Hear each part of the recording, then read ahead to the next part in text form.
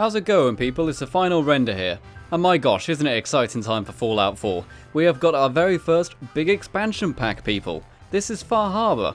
Far Harbor was actually quite a nice DLC. I enjoyed it. I've played it through once and I thought the quest line was pretty good. I really like the location, the way it looks. Only got 4 settlements to build in, unfortunately, which isn't good for me. But seeing as I'm going to be using the creation kits, I think we'll be able to make some brand new settlements for us and the community. What do you say? To start off with, let's do a big one. So for our first episode of Fallout 4, building with mods in Far Harbor, we have come to the National Park Visitor Center. This is a place you'll probably find quite early on. It's very near Far Harbor itself, and you'll get it as part of a quest for Mitch, who you can find in the bar in Far Harbor. And it's a nice place. It's a huge building, which is something which is kind of lacking in Far Harbor, I've noticed, but this place is a huge place, and luckily you can build in it. And something which I really like about it as well is that it's got lots of nice little rooms in it. It's not just a big empty barn, it's got little sections and rooms, such as a big outside area and several big inside areas, which is great. But you know what? It's still not good enough. Let's go. So here we are in the creation kit, people. To start off with, very similar to the last video which I did on the Taverton Boathouse, we have got to fix up the place. It's a very simple job to fix it. We just get rid of the elements which are broken and then replace them with ones which are currently mended, such as here on the walls. We can just grab one of the wall panels which isn't broken and slot it over the one which is actually been replaced. And we could do the same for all the elements that are broken, such as here on the roof. We can replace a lot of those tiles, and we're also going to be getting rid of a lot of the DIY defenses that are in place, because you do get this as part of a quest and you do have a big battle here, but we're going to get rid of some of those defenses in order to make the place look a bit nicer, a bit friendlier. And unfortunately, it does mean getting rid of some of those, but you know what? It's all in the name of creation, and if you really want to, you can build them yourself again if you want to, but for me, for my taste, I want some of those DIY defenses gone in favour of actually having a nice museum, which is what we're going to be building. And as I said, it's actually quite nice when you start to repair the buildings and you start to put all of the new walls in place so that there's no more holes in the floors and no more holes in the walls, etc.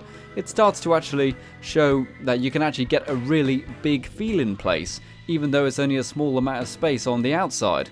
So after we start to repair some of the railings and some of the floorboards, we can also clean up a lot of the rubbish in the gift shop, for example, and also we can add a ceiling in here, because unfortunately there's no ceiling. You've just got 2 floors and then the empty roof space, which is a bit weird, so we're actually able to put a ceiling in there so it doesn't look as huge and empty, because when it's huge and empty on the inside it feels cold, it feels nasty.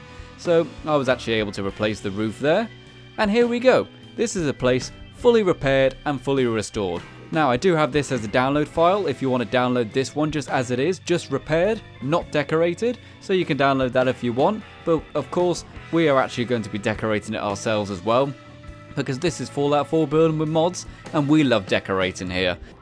That being said though, it still does actually look quite nice now it's just repaired. You probably could easily just whack a few beds in here and then use it in the game as it is. You don't necessarily have to decorate it, but of course we're going to decorate it. We're going to make this a really nice museum, which I believe actually is kind of what it was meant for originally. Kind of a place to chill out in the woods and have a fun time, go for a picnic, and also check out some of the local wildlife. So let's do that with a museum.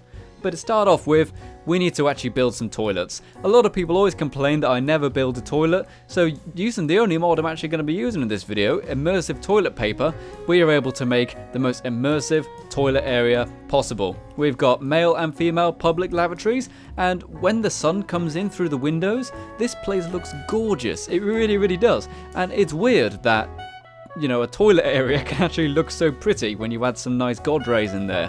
But it's something that is testament to Far Harbor. The weather just looks beautiful, it really does. And now for the actual museum section of the visitor park. We are actually going to make, I believe they're called dioramas, and they're just little displays, little miniature displays behind glass cabinets. And I actually really like this. I did something very similar in my episode of the Boston Airport when I did the Brotherhood of Steel Embassy, but here I've actually done it in a museum-esque aesthetic, and it works really, really well. I really like this. I've just kind of built little scenes using all the assets from Far Harbor, so that every cabinet has got a little bit of a story of Far Harbor inside it. It's got a little bit of the history in there, it's got a little bit of the lore, and it's got a lot of the items for you guys to check out and admire in better detail.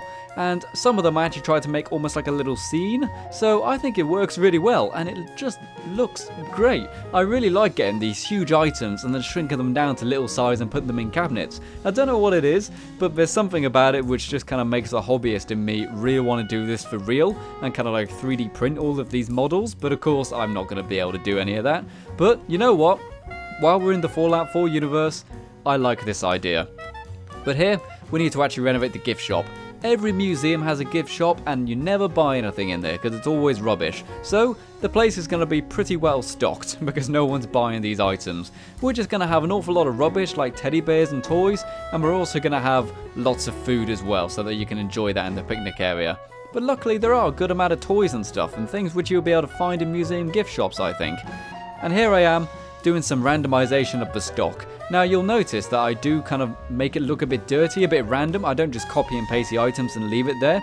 I deliberately make sure it looks like the stack isn't perfect, and that is something that is very important about making believable decorations. You need to make it look like it's being placed by a human, as opposed to have copy and pasted by a computer, which is what we did do. So deliberately go out of your way to make it look a bit messier. Because human beings don't just work with things perfectly neat and straight. No matter how OCD you are, you actually do end up making things look a bit untidy. So make sure you do that in your settlements and it looks more believable. And here we are with the finished gift shop. I actually really like this place. We've got some really nice decorations such as the magazine racks and obviously all of the toys and all of the food which you can buy, except for the mentats because they're actually drugs, I think, but they look like sweets, so that's why I put them in the gift shop. And I think it works well, especially when you start to layer the huge quantity of items in there. It starts to look like a busy shop, which actually doesn't sell much, unfortunately. And now I needed to make a loft conversion. Because if you guys remember, I said that I actually did put a ceiling in here, but it seemed like a waste of space to not use some of this empty space. So why not turn it into a loft conversion? I copy and pasted the stairs from the main building, and then I also got some new floorboards, which I'm filling in now, to make a brand new floor.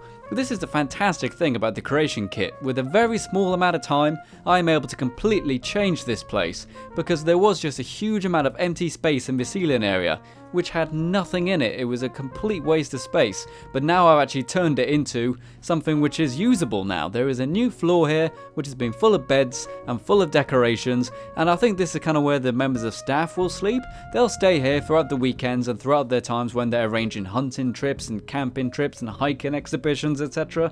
And then they will come back here and spend the evening with maybe some of the visitors. You know, I like to imagine that this is a place where the kind of Cub Scouts would come, you know, where all the brownies would go to visit, and this is where the members of staff who stay here would stay. I couldn't get any windows, unfortunately, so I actually did light it with some nice warm lights to give it kind of like a warm feel. You can make it look like a nice little homely area so you can tuck up all warm at night, even though it actually is probably still freezing here. But never mind, lighting will fool anyone. So here we are going to build the office. Now, as you guys know, I love building offices in Fallout 4. I don't know what it is about building offices, but it's when the OCD in me really kind of kicks in and I start to just add loads and loads of decorations onto tables, and it's where I think you can actually start to really make your desks look like somebody's actually worked on them and kind of give them some life. Because unfortunately with the settlement modes, most people's settlements just tend to be practical places for gameplay. You know, they've got a bed and they've got some workshops and maybe a container. That's about it. But if you are really into the creation kit like I am, you can actually start to decorate the place and give it some life, almost like a story, and put down some really bizarre decorations. Like here, I got a globe and I expanded it to about double its size, so we've got kind of an interesting decoration. You often see stuff like that in libraries, and I thought it was a cool idea to have that kind of as the centerpiece of the office, and it works really, really well, I think. Not only that, but we've got lots of little decorations on the tables. And we've got some fully stacked bookshelves with some flower pots. The place looks really, really nice when you start to layer all of these things on top of each other. Not only that, but it also gives it some purpose. It actually looks like you're going to use this practically. And now, that's the inside pretty much done. So we're now going to go onto the outside of the place and we're going to start putting some decorations on the outside. I actually don't do too much on the outside, and I definitely make sure I don't make it look brand new. Something which I've done an awful lot in the past is to kind of restore stuff to almost kind of pre-war fashion, and that really doesn't work with Far Harbor. Far Harbor looks dark and dank and horrid, so I really had to put a lot of attention into kind of preserving the rundown nature, but almost tidying it feels like. I'm tidying Far Harbor as opposed to rebuilding it, and I think it works well with this outside area. We've got some kind of broken tables. We've got some rusty playground elements, but again, not brand new ones. We're deliberately kind of keeping it a bit cheap.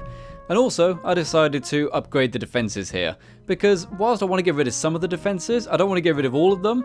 And I don't know about you, but whenever I see the junk fences, I always think I could probably jump over those if I found a box or something like that. So I decided to replace them with these really tall junk fences, which I believe normally you find in Diamond City, so they are in the vanilla game. And they look really good when you start to add them into the area, because the place is full of really tall trees. So it would make sense that you would also have some really tall defenses as well, just to kind of properly enclose the place.